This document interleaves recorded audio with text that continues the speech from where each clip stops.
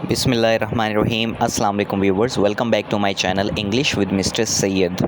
और आज की इस वीडियो में हम सीखने वाले हैं कि पास्ट परफेक्ट टेंस के एक्टिव वॉइस पैसिव वॉइस कैसे बनाए जाएं। इस वीडियो में हम active voice and passive voice of past perfect tense का इंट्रोडक्शन पढ़ेंगे और उसकी कुछ एग्जांपल्स करेंगे बहुत ही आसान तरीके से।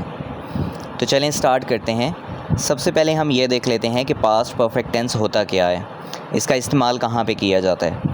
The past perfect tense is used to describe an action. Past perfect tense को इस्तेमाल किया जाता है एक एक्शन डिस्क्राइब करने के लिए that was completed before another action, जो किसी और एक्शन और इवेंट या और इवेंट से पहले ही कंप्लीट हो चुका है, मुकम्मल हो चुका है। इन द पास्ट, गुज़रे हुए ज़माने में, पास्ट में, ठीक है। It emphasizes that one event occurred earlier than another event in the past.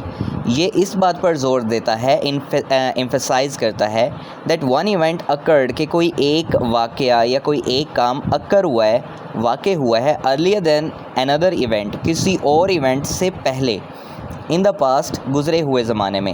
What does that mean? ये किसी भी इवेंट या एक्शन को डिस्क्राइब करता है जो कि पास्ट में मौजूद किसी और एक्शन से पहले ही अकर हो चुका है, पहले ही वाक़ हो चुका है। तो ये था इंट्रोडक्शन पास्ट परफेक्ट टेंस का कि पास्ट परफेक्ट टेंस इस्तेमाल कहाँ पे होता है, ये पास्ट परफेक्ट टेंस का मतलब क्या होता है, इसका इस्तेमाल कहाँ पे किया जाता है।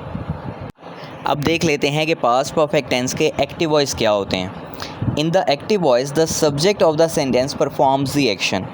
अब पास्ट परफेक्ट टेंस का जो सेंटेंस होगा उसके अंदर सब्जेक्ट आपका एक्शन परफॉर्म करेगा, यानी कि काम करने वाला जो इस्म होता है या नाउन होता है या प्रोनाउन होता है वो एक्शन परफॉर्म करेगा। अब देखते हैं इसका स्ट्रक्चर में आप सबसे पहले सब्जेक्ट पुट करते हैं और उसके बाद आप हेल्पिंग वर्ब लगाते हैं जो कि होता है हैड। इसमें कोई मैटर नहीं करता आपके पास सब्जेक्ट जो है वो सिंगुलर नाउन है या प्रोनाउन है या फिर प्लूरल नाउन या प्रोनाउन है। इसमें चाहे सिंगुलर है चाहे प्लूरल है, आपके पास सिर्फ एक हेल्पिंग वर्ब इसमें अवेलेबल होगा और वो होगा हैड। सब्जेक्ट के बाद आपने हेल्पिंग वर्ब पुट करना है हैड, और हैड के बाद आपने लगाना है वर्ब की थर्ड फॉर्म को, यानी कि वर्ब की पास्ट पार्टिसिपल फॉर्म को, और एट द एंड आप लगा देते हैं ऑब्जेक्ट, ठीक है। जैसे कि हमने प्रीवियस प्रेजेंट परफेक्ट का किया था, तो उसमें क्या था, उसमें हैज़ और हैव हेल्पिंग वर्ब्स मौजूद थे, ठीक है। सब्जेक्ट अगर सिंगुलर था तो हमने हैज़ लगाया था, सब्जेक्ट अगर प्लूरल था तो हमने हैव लगाया था। बट इसमें ऐसा कोई सीन नहीं है, इसमें चाहे सब्जेक्ट आपका सिंगुलर है चाहे आपका सब्जेक्ट प्लूरल है, आपने दोनों के साथ हैड का इस्तेमाल करना है, ठीक है, और वर्ब की थर्ड फॉर्म का इस्तेमाल करना है। एग्ज़ाम्पल इसकी कुछ देख लेते हैं। जैसे कि पहली है he had played the hockey, वो हॉकी खेल चुके थे, वो हॉकी खेल चुका था। He had played the hockey. अब देखें ही इसमें सब्जेक्ट है, उसके साथ हैड लगाया, वर्ब की थर्ड फॉर्म लगाई प्लेड, और एट द एंड ऑब्जेक्ट क्या लगा दिया, द हॉकी। दूसरी एग्ज़ाम्पल है आई हैड टेकन एक्सरसाइज, मैं एक्सरसाइज कर चुका था, मैं मशक कर चुका था। I had taken exercise. तीसरी एग्ज़ाम्पल है दे हैड प्लेड फुटबॉल, वो फुटबॉल खेल चुके थे। दे हैड प्लेड फुटबॉल। तो अब इसमें स्टार्ट में देखें सब्जेक्ट लगा हुआ है दे, उसके बाद लगा हुआ है हैड, और वर्ब की थर्ड फॉर्म लगी हुई है प्लेड, और एट द एंड क्या लगा हुआ है, ऑब्जेक्ट लगा हुआ है फुटबॉल। अब देख लेते हैं कि पास्ट परफेक्ट टेंस के पैसिव वॉइस कैसे बनाए जाएं। इन द पैसिव वॉइस में the action is being done to the subject, जो आपका एक्शन होता है वो डन हो रहा होता है, परफॉर्म हो रहा होता है सब्जेक्ट की तरफ, यानी कि आपका जो सब्जेक्ट होता है वो इस वक्त ऑब्जेक्ट बन चुका होता है, ठीक है। एक्शन जो है वो सब्जेक्ट की तरफ परफॉर्म किया जा रहा होता है। एक्टिव वॉइस में क्या था कि आपका जो सब्जेक्ट है वो एक्शन परफॉर्म कर रहा होता है, बट इसमें क्या है कि एक्शन सब्जेक्ट की तरफ परफॉर्म किया जा रहा होता है, ठीक है। अब देखते हैं कि इसका स्ट्रक्चर क्या होता है। आप सबसे पहले लगाते हैं ऑब्जेक्ट। ये ऑब्जेक्ट कौन सा है, जो आपके एक्टिव वॉइस का ऑब्जेक्ट था, ठीक है। आपने ऑब्जेक्ट जो एक्टिव वॉइस का था वो सब्जेक्ट बन जाता है, दैट इज़ वाई वो आपने यहाँ पे स्टार्ट में पुट करना है। उसके बाद आपने लगाना है हेल्पिंग वर्ब हैड, और हैड के बाद आपने लगाना है बीन, ठीक है, और फिर लगानी है वर्ब की थर्ड फॉर्म। अब इसमें एक चीज़ मैं आपको बताता चलूँ, देखें हमारे पास ऑलरेडी जो पास्ट परफेक्ट टेंस है इसकी थर्ड फॉर्म होती है, क्योंकि हेल्पिंग वर्ब इसमें हैड होता है, तो हैड के साथ आपने वर्ब की थर्ड फॉर्म लगानी होती है, ऐसी बात है।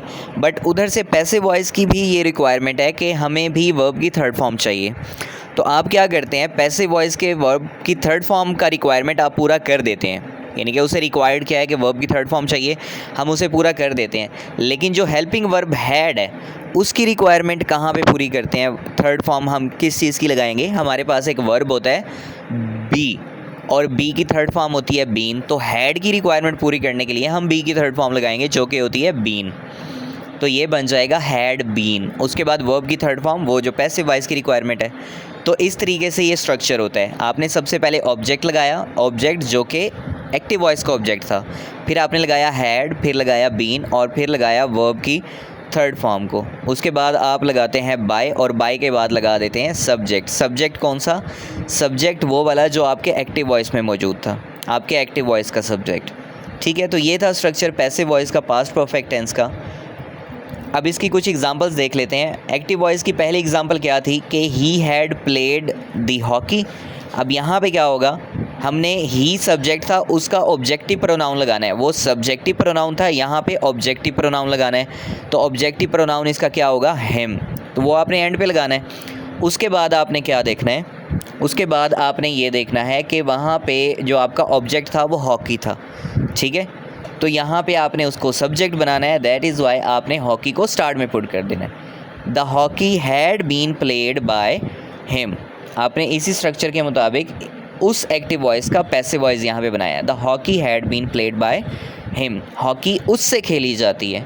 पैसिव वॉइस की क्या डेफिनेशन है कि the action is being done to the subject, कि एक्शन जो है वो सब्जेक्ट की तरफ परफॉर्म किया जाता है, डन किया जाता है। दूसरी एग्जांपल देखें, दूसरी एग्जांपल उसमें थी कि आई हैड टेकन एक्सरसाइज। ठीक है, तो इसमें क्या होगा कि एक्सरसाइज आपका ऑब्जेक्ट था, यहाँ पे सब्जेक्ट बन चुका, तो exercise had been taken by me. I subjective pronoun था, इसका ऑब्जेक्टिव प्रोनाउन क्या होता है, me. Exercise has been taken by me. उसके बाद number third example active voice की आपकी क्या थी कि they had played the football. तो अब यहाँ पे क्या होगा, फुटबॉल बनेगा सब्जेक्ट, क्योंकि वहाँ पे ऑब्जेक्ट था तो यहाँ पे सब्जेक्ट बन जाता है। Football had been played by them. ठीक है, दे का जो ऑब्जेक्टिव प्रोनाउन होता है वो देम होता है, दैट इज़ वाई आप यहाँ पे क्या लगाएंगे, football had been played by them. तो ये था तारुफ आपके पास पैसिव वॉइस का।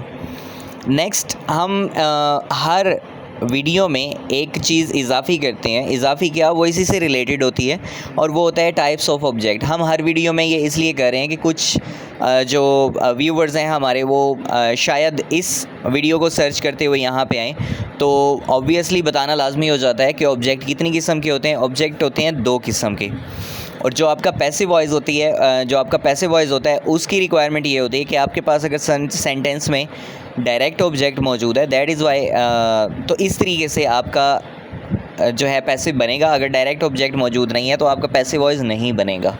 ठीक है, ये बात आपने जहन में रखनी है, आपके सेंटेंस में डायरेक्ट ऑब्जेक्ट का होना लाजमी है, फिर ही आपका पैसिव वॉइस बनेगा।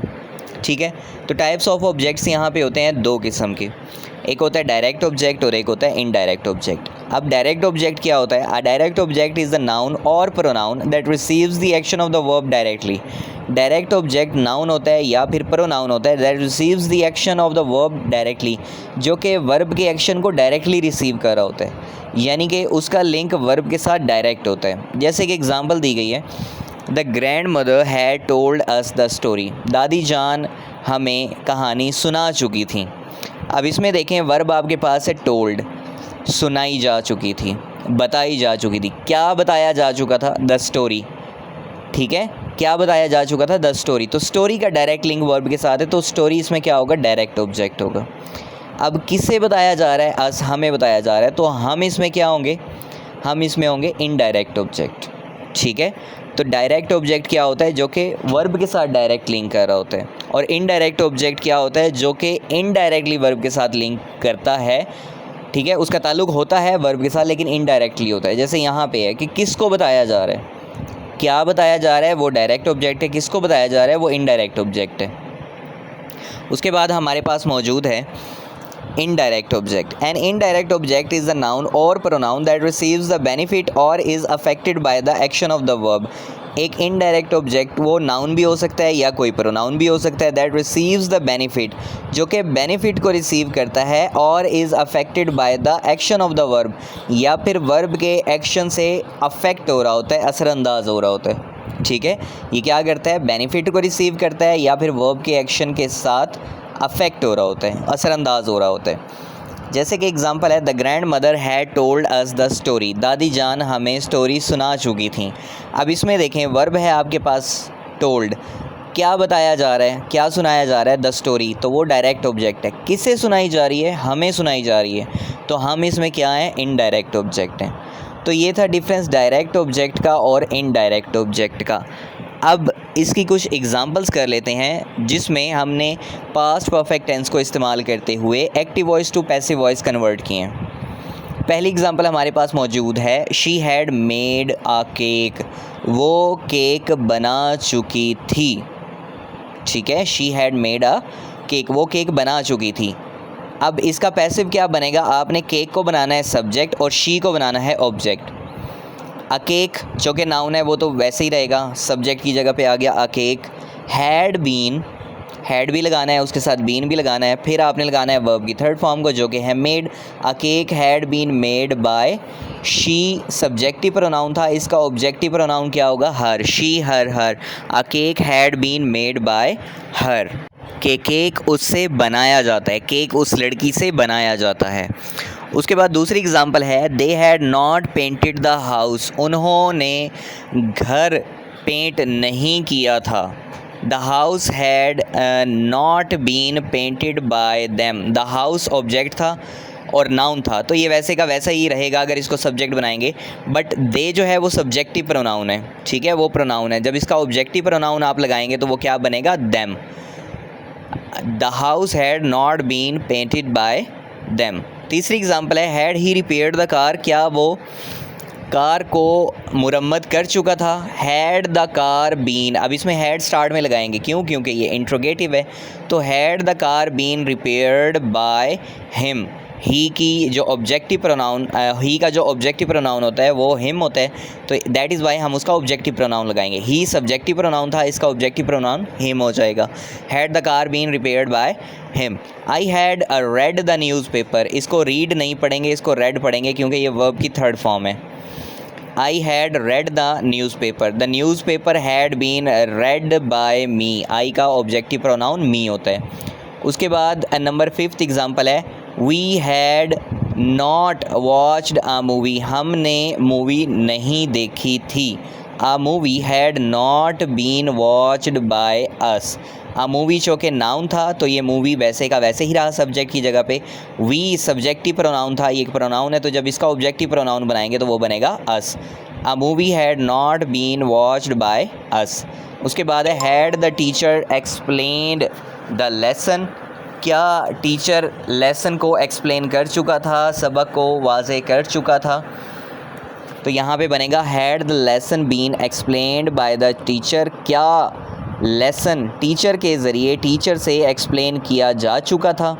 नेक्स्ट एग्जांपल हमारे पास है, the students had prepared the presentation, क्या तलबा प्रेजेंटेशन प्रिपेयर कर चुके थे। The presentation had been prepared by the students, presentation जो है वो स्टूडेंट्स से प्रिपेयर की जा चुकी थी, मुकम्मल की जा चुकी थी, तैयार की जा चुकी थी। She had not written an email had not been written by her, she जो है वो प्रोनाउन था, दैट इज़ वाई इसमें इसका ऑब्जेक्टिव प्रोनाउन लिखेंगे और वो होगा हर, शी हर हर।